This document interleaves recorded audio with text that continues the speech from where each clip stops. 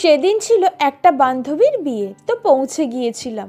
ডেকোরেশনটা তো just wow, আর ওকেও ভীষণ মিষ্টি লাগছে। বিয়ে বাড়িতে সেজে গুজে গেছি, ফটো তোলা তো ম্যান্ডেটরি। ওর সাথে দেখা করে এবার স্টলের দিকে গুটি গুটি পায়ে এগোলাম। স্টলেতেও বিভিন্ন লোভনীয় আইটেমস অ্যাভেলেবেল ছিল, আর প্রত্যেকটাই একটু একটু করে টেস্ট করেছিলাম, আর সবগুলোই দারুণ খেতে ছিল। আমার তো জালেবি উইথ রাবড়িটা দারুণ লেগেছিল। গল্প করতে করতে একটু রাত হয়ে গিয়েছিল, ভাবলাম এবার মেন কোর্সের দিকে যাওয়া যাক। নান আর চানা মশলা দিয়ে শুরু হলো, সাথে ছিল পনির বাটার মশলা।